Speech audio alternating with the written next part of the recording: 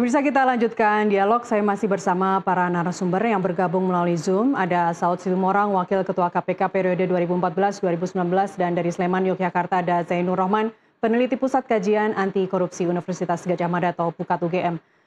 Pak Saud, saya ke Anda menyambung pertanyaan sebelum jeda tadi, Pak. Komisi 5 bilang bahwa WUSH ini mau nggak mau diperpanjang sampai Surabaya, terlepas dari polemik yang tengah terjadi sekarang atau cara-cara KPK sekarang untuk mengungkap dugaan markup ini. Anda sepakat?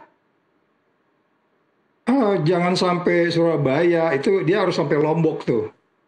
Kalau sampai Lombok itu paling cuma nanti ibaratnya dari Riyadh ke Jeddah itu ya, Hmm. 1.500. Anda mau Sampai bilang harus Lombok itu kan, 1.500 kilometer gitu ya, bukan hanya 142? ya Lombok itu kan 1.300, jadi kita tiap bisa tuh makan siang di Lombok, balik lagi Jakarta pakai bus. Jadi ini persoalannya bukan bukan soal jaraknya ini Mbak. Oke. Ini persoalannya adalah ada orang membangun sesuatu, kemudian konflik of interest, terus kemudian tidak akuntabel, kemudian tidak transparan.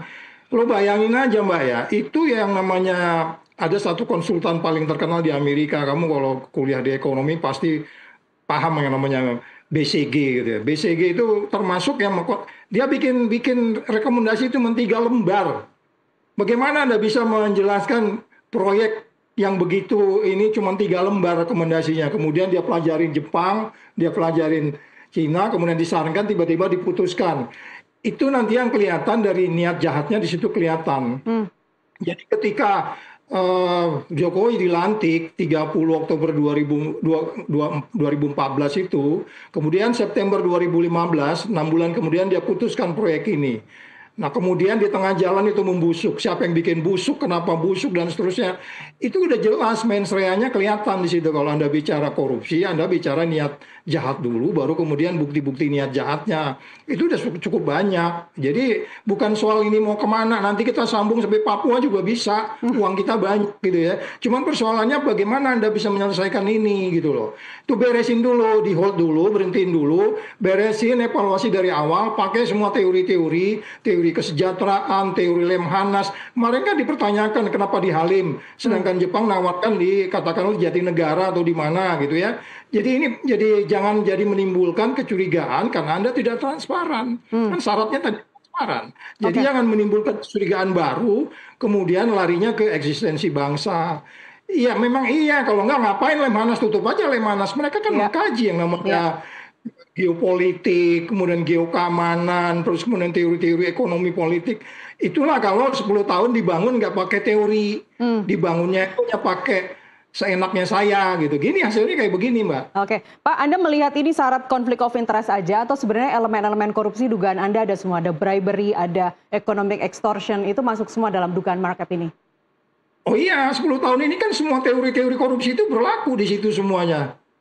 Iya kan mengenai apa yang disebut sebagai political expert person, orang-orang politik yang main di situ. Ya. Itu semua semua teori politik itu paling sempurna nih di proyek ini. Oke, kalau kita pakai follow the money, Pak Saud, apakah PT PSBI di situ ada KAI, ada Wika, ada Jasa Marga, ada PT PN8 meskipun katanya kecil begitu ya sahamnya di situ. Kemudian juga ada PT Beijing Yawan punya Tiongkok dalam skema B2B yang awal gitu. Apakah Anda melihat itu akan berkisar di mereka? Jawaban yang punya jawaban itu mereka. Ya, itu simpel sebenarnya. Ketika uang datang dari overseas masuk ke Indonesia, terus masuk ke kantor, ke kontraktor, beli apa namanya, beli paku, beli semen, beli apa, beli pembebasan, itu kan semua kelihatan uang masuk itu terus kemudian lari ke semua yang memakai uang itu. Dan PPATK punya catatan, nggak mungkin dia nggak punya catatan. Ya, Salah dia kalau nggak punya catatan. Ini ya. uang gede. Jadi ini simpel Mbak, kasus ini simpel kalau dari sisi follow the money. Kasus ini simpel kalau mau follow the money. Mas Zainur, silakan. Ya, tentu dimensi yang pertama apakah ada suap, ya, ada kickback atau tidak. Yang kedua, kalau menggunakan tren kasus-kasus yang ditangani oleh kejaksaan, selama ada kerugian keuangan negara, kan kejaksaan sikat tuh di beberapa kasus terakhir. Ya, Meskipun tentu kita harus hati-hati juga, jangan juga mengkriminalisasi orang yang tidak melakukan pidana. Tetapi apakah terjadi kerugian keuangan negara? Indikasinya sangat kuat. Overrun itu tadilah, itu kan kemudian menimbulkan beban utang yang sangat tinggi dan akhirnya harus dibayar oleh rakyat secara tidak langsung ya. Beban utangnya nanti akan ditanggung oleh kemungkinan akan ditanggung oleh Danantara begitu kan. Artinya kerugian keuangan negara itu sudah terpenuhi unsurnya, sangat kuat dugaan ke arah sana. Tinggal unsur-unsur yang lain. Ya, unsur apakah di situ ada perbuatan melawan hukum, itu yang harus dicari, atau ada perbuatan menyalahgunakan kewenangan. Misalnya apakah ini ada di dalam perencanaan ya, apakah ada di dalam RPJMN atau RPJP, itu dulu ada atau tidak. Kenapa? Karena WUS ini termasuk satu proyek memang sangat ambisius. Yang kedua, feasibility studies. Apakah feasibility studies-nya itu benar atau tidak? Kalau feasibility studies-nya tidak benar ya itu kemudian ada unsur mensreanya di sana ketika dilakukan penghitungan ya, berapa investasi yang dibutuhkan, berapa tahun akan BEP gitu kan. Itu ketika itu dilakukan dengan tidak benar, maka ujung-ujungnya berakibat pada kerugian. Nah, feasibility studies itu diduga ya dari awal memang sudah dimainkan sehingga kemudian terjadi overrun. Meskipun orang tidak bisa berkilah karena ada COVID atau ada kondisi-kondisi kahar lainnya. Kenapa? Karena kan di dalam setiap studi itu sudah selalu dipertimbangkan dilakukan risk management ya, kemungkinan adanya resiko-resiko seperti resiko bencana alam atau bencana non alam. Force major ya, oke. Ini tinggal bagaimana gitu ya penegak hukum memainkan, menjalankan gitu ya. Kalau dengan standar kasus-kasus terdahulu gitu ya, sebut saja kasus impor gula atau kasus Chromebook gitu ya, ini kerugian keuangan negaranya udah lebih besar lagi gitu ya. Nah, maka kita akan bertanya kepada aparat penegak hukum, apakah mereka akan menggunakan standar yang sama untuk WUS ini atau standar yang berbeda. Iya. Itu, Pak. Apa nih Pak respons Pak Saud? Respons KPK itu sebenarnya tergantung komisionernya atau memang ada SOP yang tetap begitu? Atau sekarang jangan-jangan mereka sedang sangat berhati-hati untuk membuka ini ke publik? Ya, seharusnya pimpinannya menghadapin kamera, bicara di depan kamera. Rakyat Indonesia, ini ketua KPK yang bagus tuh bicaranya gitu. Rakyat Indonesia, kami akan dalami kasus ini. Kalau ada informasi lanjutan, kami sedang mendalami, kami sudah bentuk tim, bukan juga penyidikan, tetapi mempelajari dulu untuk kemudian kami akan tetap lanjuti kasus ini tanpa pandang bulu siapapun. Dia harus bikin statement kayak begitu. Yeah. Jangan diam membiarkan juru bicara terus kemudian berimprovisasi. Tadi kan ada di salah satu direkturnya. Ini levelnya bukan level direktur lagi. Ini udah levelnya 10 orang besar yang saya sinyalemen terkait langsung. Mulai dari presidennya, menterinya, BUMN-nya, terus kemudian itu udah porsinya pimpinan KPK. Jadi dia tidak bikin lagi sesuatu tanda tanya. Sehingga kemudian menimbulkan kasus ini lebih kita percaya ditindaklanjuti, di tengah memang kepercayaan itu cukup rendah ya. Tetapi ada satu jaminan bahwa ini akan didalami dan itu nanti menimbulkan kepastian. Dan si sononya juga yang bakal ngasih uang kan dia juga memikirkan resiko juga kan, ngapain juga gue pinjemin. Nah, kemudian muncul teori-teori seperti kasus di negara-negara Afrika, nanti kita dibajak, nanti kita di ini. Nah, itu kepastian di publik itu sekarang ada di tangan KPK. Jangan membiarkan ini menjadi sebuah kasus yang mengambang begitu saja, sebagaimana biasanya kita menangani seperti kayak kasus ijazah palsu itu, dibiarin beberapa orang berjuang sendirian, negara nggak merhatiin. Ini sama nih, mirip kasusnya ini. Kalau udah menyangkut-nyangkut orang yang high profile itu. Gitu, Mbak. Baik. Pak Saud tadi, sore tadi waktu sempat Menteri Luar Negeri Tiongkok juga, saya sih menangkapnya mereka baik-baik aja, Pak. Mereka sepertinya percaya aja kalau akan memperpanjang ada restrukturisasi, skema restrukturisasi dari 40 tahun menjadi 60 tahun. Kalau itu benar, karena kabarnya sekarang tinggal nunggu kepres dari Presiden begitu untuk membentuk tim restrukturisasi, tim khusus. Menurut Anda siapa saja yang pantas duduk dalam tim restrukturisasi itu dan seperti apa skema ke depannya, Pak?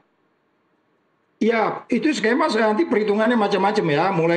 Bila perlu mulai skema ideologi juga dibahas itu, komprehensif lah. Ideologi politik, pertahanan, keamanan, dan seterusnya. Tidak hanya ekonominya saja. Ini kan persoalan bukan semeter ekonomi aja gitu. Kita nggak minjem uang dari Cina juga, lo diam di situ, tapi tiap hari gue kirimin lo kelapa sawit. Dapat kita bisa bangun sendiri nih. Iya kan? Lo nggak usah ngasih gue uang, tapi gue tukarin sama kelapa sawit. Bisa. Nah, makanya saya bilang ini menjadi lebih simpel kalau dia transparan, akuntabel, dan tidak punya konflik kepentingan. Siapa yang bisa seperti ini? Oke, per hari ini kita percaya Prabowo masih, saya percaya, saya pribadi masih seperti itu. Tapi apakah ini sustainable? Itu pertanyaan kita. Kan sangat umum di Indonesia ini hari ini ngomong A, besok B, besok C. Masuk di kereta ini nggak ada APBN, jadi ada APBN. Di tangan saya dulu busuk, yang dibikin busuk siapa gitu. Jadi sekali lagi, ini yang sulit gitu Mbak, ini yang agak sulit. Siapa yang bisa menjamin ini? Oke, nanti akan ada Perpres. Orang bilang jangan, ini Perpres ini nanti justru Prabowo jadi menyatakan dirinya mendukung sesuatu yang salah. No, no, no. Kita melihat komprehensif, kemudian persoalan ini tuntas. Di kepala kita kereta ini bila perlu sampai Papua. Tapi kita tukar dengan kelapa sawit. Ya kan? Lebih simple kan? As simple as that.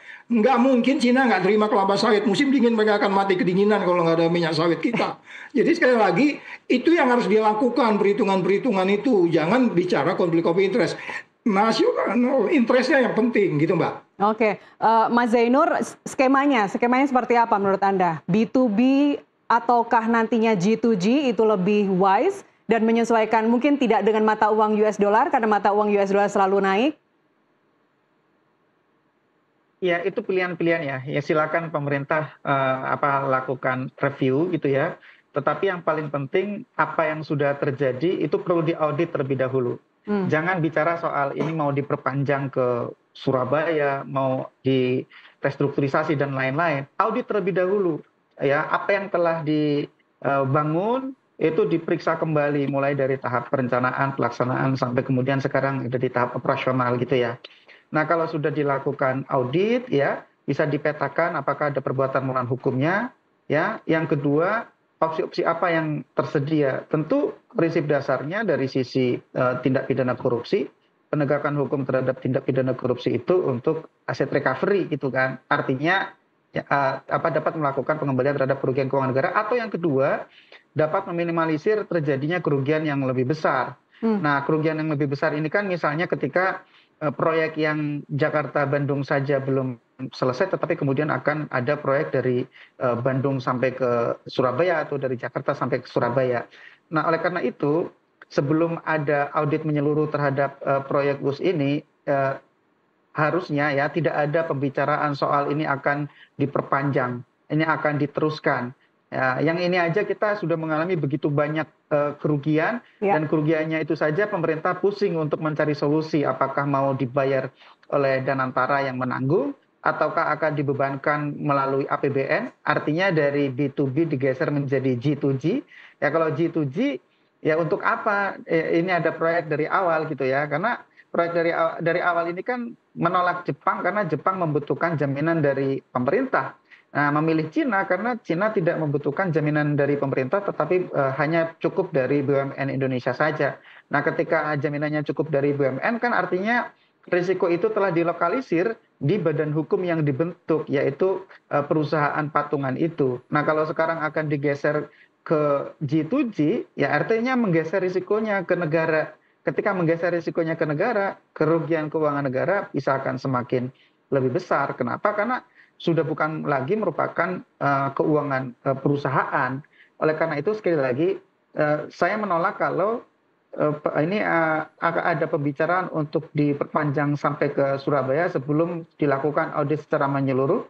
Yang kedua, aparat penegak hukum harus membuat ini clear terlebih dahulu ada atau tidak tindak pidana korupsi yang telah terjadi di proyek ini. Itu Mbak. Ya, baru dilanjutkan sampai ke Surabaya atau sampai ke Papua gitu ya. Oke, kalau gitu berarti sahati nih Mas Zainur dengan Pak Saud. Pak Saud, Deputi Bidang Penindakan ya, Pak Asep juga mengatakan bahwa dibutuhkan peran serta dari masyarakat. Emang masyarakat bisa apa Pak? Masih mute Pak Saud? Ya, itu yang kita sebutkan. Itu yang kita sebutkan. Kita ini kan tidak bisa masuk ke detail-detail ketika kita harus mengakses informasi-informasi yang seperti itu. Ya. Informasi ijazah yang harus diminta aja susah banget kita minta ijazah. Ada nggak ijazahnya itu? Apalagi masyarakat meminta informasi-informasi yang terkait proyek-proyek seperti ini, multinasional. Jadi kita hanya bisa nanti memberikan potongan-potongan kecil, masyarakat semua kita yang mengerti, Ya, seperti kemarin kan semua model Pak Agus Pambagio itu udah ngejelasin bagaimana dia udah bilang, Pak ini nggak bisa Pak, tapi dijalani juga. Nah itu udah mainstream Mbak. Oke. Iya kan? Itu udah kelihatan. Jadi semua kita nanti di situ Jonan panggil. Kalau dalam bahasa saya Jonan juga harus dipanggil. Kalau dia harus diperiksa juga. Dia nggak setuju ketika itu, tapi dia kelihatan diam aja. Dia juga harus diminta pertanggungjawaban karena dia menteri ketika itu. Jadi lagi-lagi potongan-potongan informasi itu datang dari masyarakat dan itu akan menjadi potongan-potongan yang bertebaran di mana-mana, hanya milik publik, nggak dilakukan penindakan. Makanya Mas Jainur tadi kan udah menekankan, udah deh kita stop dulu. Yang kereta yang ada ini sekarang jalan, toh yang jalan ini sekarang juga kalau umpamanya pun kan biaya perjalanan Jakarta Bandung itu kan cuma 20 juta itu kalau ngitung listrik yang digunakan. Ya. Jadi simple itu udah nggak terlalu sulit lah. Ya jadinya itu biarkan aja jalan dulu kalau kita nggak punya uang gitu ya kan. Biayanya cuma listriknya cuma segitu. Jadi maksud saya harus ada upaya-upaya inovasi yang meyakinkan kita bahwa semuanya ini dilakukan dengan proses-proses audit yang benar. Tapi kan kita tahu BPK juga ngaudit gimana ya kan. Ya. Jadi kayaknya istilah saya itu end to end gitu kadang-kadang audit mereka itu. Jadi agak apa namanya, istilah saya itu nggak transparan benar gitu Mbak. Oke, Pak Saud, Anda juga menyarankan Pak Mahfud supaya bekerja sama dengan PPATK. Nggak salah, Pak?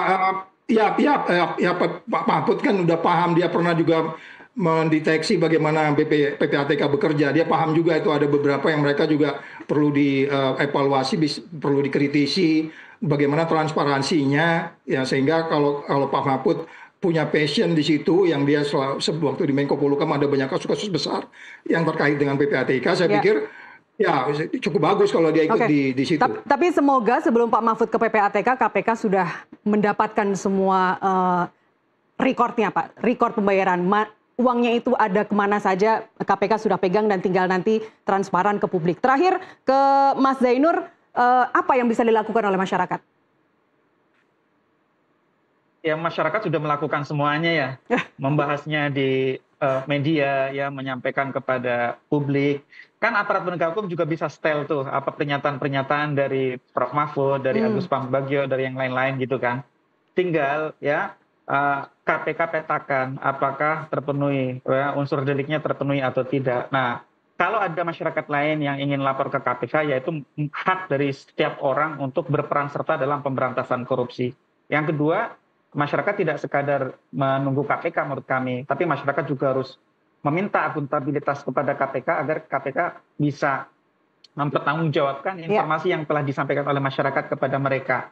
Nah, juga peran media nih, media juga perlu untuk menjamin transparansi dari KPK, ya menyampaikan kepada masyarakat apa yang dilakukan oleh KPK setelah KPK mendapatkan berbagai informasi dari masyarakat.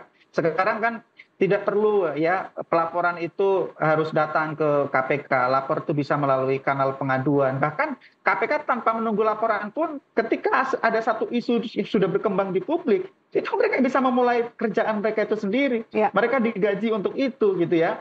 Tanpa ada LP, laporan polisi dalam tanda kutip, itu KPK bisa bekerja dengan mencari informasi sendiri. Wah, sekarang pun KPK bisa putar misalnya siaran ini, tadi mendengarkan penjelasan dari Pak Saud Situmorang gitu ya. KPK pun bisa menindaklanjutinya. Tinggal KPK lakukan telaah untuk sampai kepada kesimpulan ada atau tidak dugaan tindak pidana. Mereka lanjutkan dengan mencari alat buktinya, ya lakukan penyelidikan. Kalau ketemu gitu ya, maka buka penyidikan. Ya, dan siapapun yang melapor itu, Pak Saud, biasanya siapapun yang melapor ke Dumas itu tidak akan ditelusuri ya siapa pelapornya, tidak diinvestigasi. Mungkin orang akan takut begitu kalau datang ke Dumas, kemudian nanti ditelusuri. Nggak begitu kan Pak Saud ya? Jadi masyarakat nggak perlu takut ya kalau buat lapor ke Dumas? Nggak usah. Itu Rismon tiap hari maki-maki seseorang tuh nggak ada tindak lanjut. Kalau ada bukti, biarin aja, jalan aja, nggak usah takut. Oke, kita akan menyuarakan terus. Sekarang nggak ngurusin yang nggak substantif kayak gitu. Ya, baik. Pak Saud, terima kasih sudah berbagi insight di NTV Prime. Mas Zainur, kita akan dialog lagi besok ya, membahas soal bus ini sampai selesai, sampai ke akar-akarnya. Terima kasih sekali lagi Mas Zainur dan Pak Saud. Selamat malam, sehat selalu.